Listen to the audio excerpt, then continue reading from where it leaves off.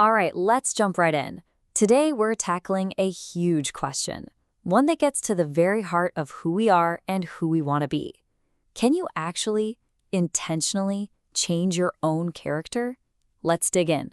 You ever feel this way? That certain parts of you, your short temper maybe, or your shyness, are just hardwired? You might find yourself thinking, well, that's just me. That's just the way I am.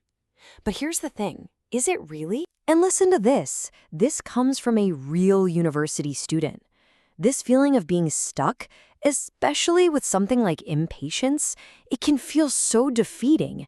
Like you're just trapped in the same loop over and over again. And it's not just our personal quirks, right? As this manager points out, these things we see as fixed flaws can have a massive impact on our work, on our ability to lead, and our relationships with the people we see every day.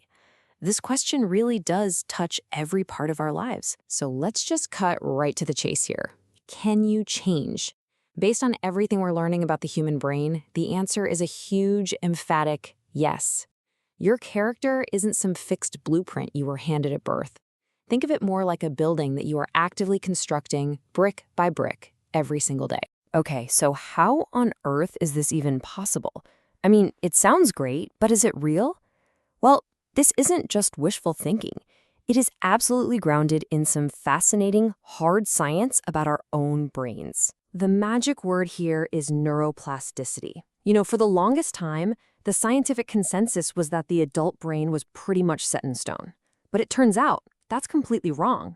It's actually more like plastic. It can be molded and reshaped. Every single time you learn something new or repeat a new way of thinking, you are physically rewiring your brain. You're carving out new pathways. And that is the biological bedrock of all personal change. And get this, for an incredible real-world example of neuroplasticity in action, London cabbies. To get their license, they have to memorize thousands of streets, an insane amount of information. The test is so hard, they call it the knowledge. When scientists scanned their brains, they found something amazing. The hippocampus, the part of the brain that handles spatial memory, was physically larger and more developed than in the average person. Their training didn't just give them knowledge. It literally changed the physical structure of their brains. It's proof positive. Focused effort creates real physical change. So is there a magic number? How long does this rewiring actually take?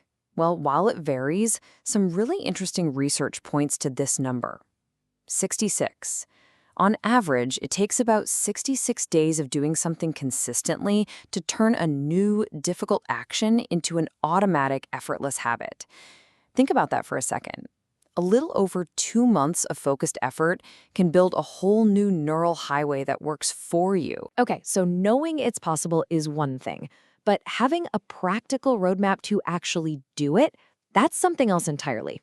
So let's break this down into a really clear 4-step process for making it happen. The entire journey really boils down to these 4 stages. First, you need awareness of where you are right now. Second, you build empathy to understand your impact. Third comes deliberate, focused practice. And finally, you need a plan for sustainability to make sure it all sticks. Let's walk through the blueprint. It all has to start here. You can't fix what you don't even realize you're doing, right? This is about becoming a detective of your own mind. Start paying attention to your triggers. What specific situations make you impatient or anxious? Keeping a simple journal can be a total game changer. Just noting down, when this happened, I felt this, and then I did this. It sounds simple, but it shines a spotlight on the patterns you were probably blind to before. Okay, next step is empathy, and this is your why. This is the fuel for the journey. Once you're aware of your own actions, you have to try and understand their impact. If you snap at someone at work, what's their experience of that moment? Maybe they feel shut down or less likely to bring you a new idea next time. Understanding that ripple effect is the powerful motivation you're going to need to stick with it when it gets tough. And this brings us to the absolute heart of the matter: practice. But here's the crucial trick. It has to be small and incredibly specific. A big, vague goal like, I'm going to be more patient, that's basically useless because what do? Instead, you need a micro habit. For patience, maybe it's When I feel my temper rising, I will take 3 deep breaths before I say a single word. Try a 21-day challenge on just that one tiny behavior. The key is consistency over intensity. It's not about being perfect. It's about showing up. All right, so we have the process. But how do we support ourselves day to day? This is where that fourth step, sustainability, comes in. Let's look at some simple but really powerful tools to make these new habits stick for good. Hey, don't sleep on the old school analog tools. They work. A character calendar is a fantastic visual motivator. Just assign a color to the trait you're working on. Let's say red for patience. Every day you succeed in your tiny practice, you get to put a red sticker on that day. After a few weeks, you have this amazing visual chain of success. It makes your progress real and tangible. And I gotta say, I love this idea. To make it a little more fun, you can create a mission card for the day. You're basically gamifying your personal growth. This example for patience is perfect. Today's mission: don't press the closed door button in the elevator. It's small, it's a tiny bit inconvenient, and it forces you to practice waiting for just a few seconds. It makes the whole process feel like a game instead of a chore. And of course, we live in a digital world, so let's use it. There are tons of great habit tracking apps out there that help you build a streak you won't want to break. Or you can just set a simple reminder on your phone. Imagine getting a little ping at 3 p.m. that just asks, "Hey, how's that patience practice going?"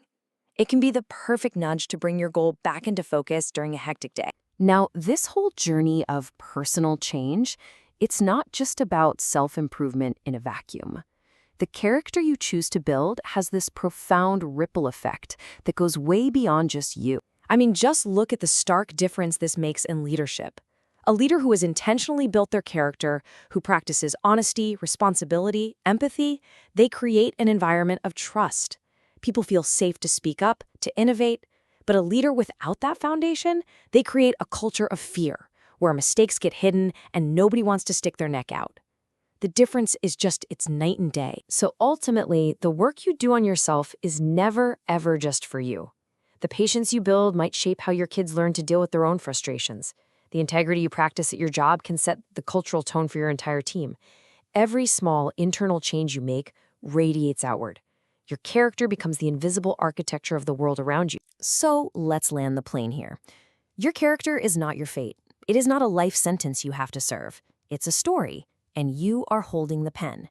So the only real question left is, what's the very next sentence you're going to write? What one tiny, achievable step will you take today to start shaping the person you want to become tomorrow?